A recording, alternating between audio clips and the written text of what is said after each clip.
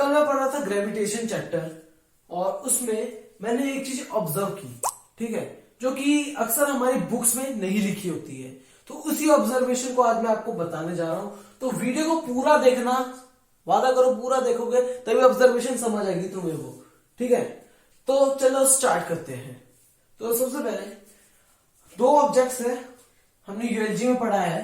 यूएलजी में, universal law of gravitation में, दो ऑब्जेक्ट्स हैं, वो एक दूसरे पे फोर्स लगाती है और उस फोर्स का जो फॉर्मूला होता है वो ग्रेविटेशन फोर्स होती है। उस फोर्स का फॉर्मूला जो होता है हमारे पास Gm अपॉन आर स्क्वायर, ठीक है। Gm अपॉन आर स्क्वायर होती है, ठीक है। और हमारे पास फोर्स का एक और फॉर्मूला है, वही फोर्स लगा रही है ग्रेविटेशन, Ma। तो ये और ये Gm अपॉन आर स्क्वायर और Ma इक्वल होनी चाहिए क्योंकि फोर्स तो एक ही लग रही है ना, ठीक है, लग रही है। तो मान लो एक ये अर्थ है, ठीक है। अरे यार यहां तो दिख नहीं रहा होगा तुम्हें, ये अर्थ है, ठीक है। ये सेंटर से फोर्स लगा रही है एक ऑब्जेक्ट पे, वो Gm अपॉन आर स्क्वायर भी है, Ma भी है, ठीक है, ठीक है। तो Ma equal to Gm upon sorry इधर आ गया, कहां m अपॉन आर का स्क्वायर। m से m कटेगा, हमारे पास एक्सेलरेशन का एक फॉर्मूला आ जाएगा Gm अपॉन आर स्क्वायर। ये यहां पे लिख देता हूं, a equal to Gm upon R का स्क्वायर, ठीक है। ये फॉर्मूला का। अभी एक्सेलरेशन कौन सी एक्सेलरेशन है, देखो अर्थ है, एक ऑब्जेक्ट पड़ा है यहाँ पे मास का, ठीक है। अर्थ उस पर फोर्स लगाएगी, इधर की तरफ खींचेगी, ठीक है। वो फोर्स देखो सेकंड चैप्टर में हमने पढ़ा है कि फोर्स लगती है तो एक्सेलरेशन कॉज होती है, ठीक है। अब ये एक्सेलरेशन है एक्सेलरेशन ड्यू टू ग्रेविटी। तो धरती जब ऑब्जेक्ट पे, धरती एग्जांपल ले रहा हूं, ठीक है। धरती ऑब्जेक्ट पे जब फोर्स लगेगी और जो एक्सेलरेशन कॉज होगी, एक्सेलरेशन ड्यू टू ग्रेविटी होगी, उस एक्सेलरेशन का formula Gm upon R square है, ठीक है, एक्सेलरेशन ड्यू टू ग्रेविटी। अब ये धरती इधर की फोर्स लगा रही है और ये भी इधर की फोर्स लगाएगा, दोनों के फोर्स इक्वल होंगे, न्यूटन के दोनों के फोर्स इक्वल होंगे। न्यूटन के थर्ड लॉ में पढ़ा है, every action has an equal and opposite reaction. दोनों के फोर्स इक्वल होंगे तो दोनों एक्सेलरेशन कॉज करेंगे, हमने पढ़ा है, फोर्स लगती है तो एक्सेलरेशन होगी, बट एक्सेलरेशन इक्वल होगी। एक्सेलरेशन क्या इक्वल होगी, a1 a2 इक्वल होगी। अच्छा बताता हूं, ये पैर, ये है इसका जो, ये धरती को खींच रही है, ठीक है, नीचे गिर गया। अब क्या है, धरती को भी खींच रहा है, इधर तो एक्सेलरेशन ऑब्जर्व हुई, ये नीचे गिरा एक्सेलरेशन ऑब्जर्व हुई, क्या धरती भी ऊपर उठ के आ रही है, नहीं, तो एक्सेलरेशन नहीं होगी इक्वल। पहली बात तो ये एक्सेलरेशन नहीं होगी equal, acceleration due to gravity नहीं होगी इक्वल, ठीक है। अब अर्थ है, ठीक है, सेंटर है इसका मास है, F force acceleration due to gravity लगा, ये किसी चीज पे फोर्स लगा रही है, एक m मास पे, एक्सेलरेशन ड्यू टू ग्रेविटी होगी एक्सेलरेशन ड्यू टू ग्रेविटी।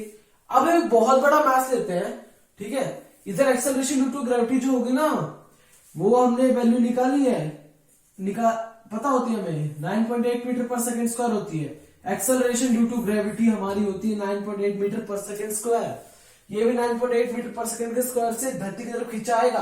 अब एक बड़ा ऑब्जेक्ट लेते हैं, सन ले लेते हैं, ठीक है, सन ले लेते हैं। सन इतना बड़ा मास है, खींच पाएगी धरती उसे, क्या ये acceleration due to gravity 9.8 metre पर सेकेंड का एक्सेलरेशन सन पे कॉज करेगी? नहीं करेगी। क्यों? और यहाँ पे हमने सन का देखो मास होगा बहुत ज्यादा होता है, ठीक है, बहुत ज्यादा सन का मास होता है, इसका मास ठीक ठाक है। अब देखो हमने मास बढ़ा दिया तो ये 9.8 मीटर पर सेकेंड का acceleration due to gravity, acceleration due to gravity की बात कर रहा हूं और किस चीज की नहीं, ठीक है। एक्सेलरेशन ड्यू टू ग्रेविटी 0 होगी यहाँ पे, इस केस में हो गई, फोर्स लगाएगी, एक्सेलरेशन तो कॉज होनी चाहिए, पर ये तो 0 हो गई एक्सेलरेशन, ठीक है। तो मतलब मास की वजह से acceleration due to gravity vary हो रही है, मास की वजह से। अच्छा ठीक है, एक्सेलरेशन ड्यू टू ग्रेविटी मास की वजह से वेरी हो रही है।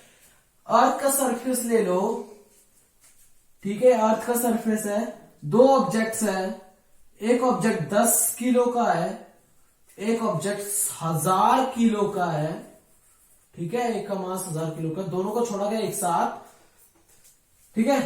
अभी acceleration due to gravity vary कर रही थी मास की वजह से, ठीक है। इधर टाइम किसी टाइम के साथ गिरेगी, क्या टाइम, दोनों का टाइम होगा, ठीक है, दोनों का कोई ना कोई टाइम होगा, क्या वो सेम होगा, वेरी करेगा।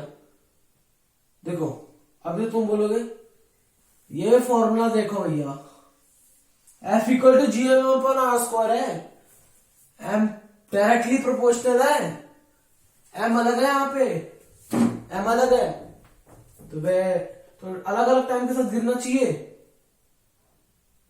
अलग अलग टाइम के साथ गिरना चाहिए। पर मैं कहता हूं सेकंड इक्वेशन देखो, इक्वेशन ऑफ मोशन की second equation, S equal to U T plus half A T square. अगर इसको तुम देखो, यहां पे इनिशियल वेलोसिटी हमारे पास 0 है, ये वाली ये पूरी 0 हो जाएगी, एक्सप्रेस टर्म हमारे पास 0 हो जाएगी। ये जब टी की वैल्यू निकालोगे ना, तो वो टी की वैल्यू आएगी √2s/a, ये आएगी वैल्यू। इधर कहां से फोर्स आ गया, फोर्स का तो मतलब कोई चक्कर ही नहीं है। अब एक्सेलरेशन है, एक्सेलरेशन ड्यू टू ग्रेविटी अभी हमने यहां का इस केस में किया कि मास की वजह से वेरी कर गई, मास की वजह से 0 ही होगी इधर। अब हमें थोड़ा कम मास कर दिया, बहुत बड़ा मास हो गया था, मैंने कम कर दिया, इधर भी वेरी करेगी। एक्सेलरेशन अगर वेरी करी तो टाइम भी वेरी करना चाहिए ना।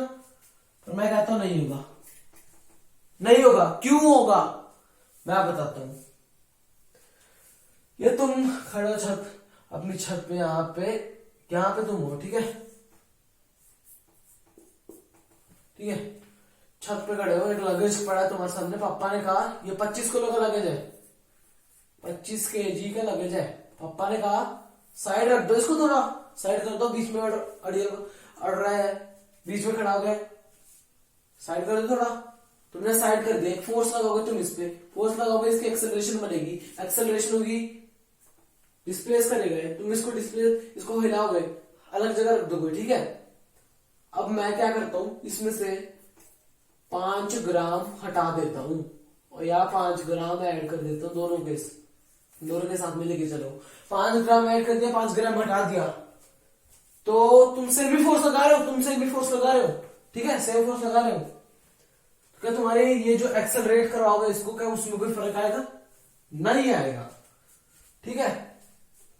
और अब यहां पे 10 किलो बढ़ा दिया या 10 किलो घटा दिया, 10 किलो बढ़ा दिया या 10 केजी घटा दिया, क्या अभी भी तुम सेम फोर्स के साथ लगा रहे हो, उस पर सेम फोर्स लगा रहे हो। अब क्या एक्सेलरेशन में फर्क आएगा? जरूर आएगा। पहले तो बोला कि मास की वजह से तो कोई फर्क नहीं आया, पहले तो मास की वजह से फर्क नहीं आया, अब कैसे आ गया? आप देखोगे कंपैरेटिवली मास देखा जाता है, कंपैरेटिवली मास, इसके कंपैरेटिवली, हमारे कंपैरेटिवली ये 5 ग्राम कुछ मायने रखता, पर 10 किलो मायने रखता है। वैसी धरती हो गई, धरती के लिए जो है 10,000 किलो कुछ मायने नहीं रखता, कंपैरेटिवली कुछ नहीं है धरती के लिए, तो कंपैरेटिवली मास इफेक्ट करेगा, ठीक है। ऐसे मास इफेक्ट नहीं करेगा। अगर मास 10 है, 1000 किलो कुछ नहीं होगा, पूरा सन ही ला के रख दोगे तुम, कंपेयर धरती के लिए मास इफेक्ट करेगा, क्योंकि कंपैरेटिवली उसके लिए ज्यादा है, बहुत ज्यादा उसके कंपैरेटिवली, उसे कंपेयर करोगे तुम, तुम्हारे लिए 10 ग्राम या 5 ग्राम 50 ग्राम कोई फर्क नहीं पड़ता, पर 10 किलो 15 किलो 20 किलो फर्क पड़ता है। इसका डबल कर दूं फिर तो और फर्क पड़ेगा, या फिर इसमें 20 किलो हटा दूं 5 किलो जगह, फिर भी बहुत फर्क पड़ेगा तुम्हें। 5 किलो कर दूंगा बहुत जल्दी, फोर्स सेम लगाओगे एक्सेलरेशन जल्दी होगी, डबल कर दूंगा फोर्स सेम लगाओगे एक्सेलरेशन धीरे होगी। ऐसे ही होता है धरती के साथ, एक्सेलरेशन ड्यू टू ग्रेविटी में, एक्सेलरेशन ड्यू टू ग्रेविटी में, याद रखना। अब समझे, एक्सेलरेशन ड्यू टू ग्रेविटी, मास पे मास से वेरी तब करेगी जब कंपैरेटिवली वो कुछ असर दिखा रही है, कुछ असर करेगी उस पर। कंपैरेटिवली देखा जाता है एक्सेलरेशन ड्यू टू ग्रेविटी में मास से वेरिएशन जो आती है। समझे? तो दोस्तों ये थी मेरी ऑब्जर्वेशन जो कि बुक्स में नहीं लिखी होती है। ऑब्जर्वेशन तो मैंने बताया ना कि मास, ये जो हमारी मास है, एक्सेलरेशन ड्यू टू ग्रेविटी में मास कंपैरेटिवली देखा जाता है कि इससे वेरी होगी। ये जो मैंने बात बोली है ना पूरी इस वीडियो में, ये बुक में नहीं लिखी है, आपके बुक में नहीं लिखी होती है। तो यही थी मेरी ऑब्जर्वेशन। अगर आपको ये ऑब्जर्वेशन पसंद है तो वीडियो को लाइक कर देना, चैनल को सब्सक्राइब कर देना, कमेंट में बताना कि कैसी लगी ऑब्जर्वेशन। तब तक के लिए मिलेंगे नेक्स्ट वीडियो में। Thank you so much for watching.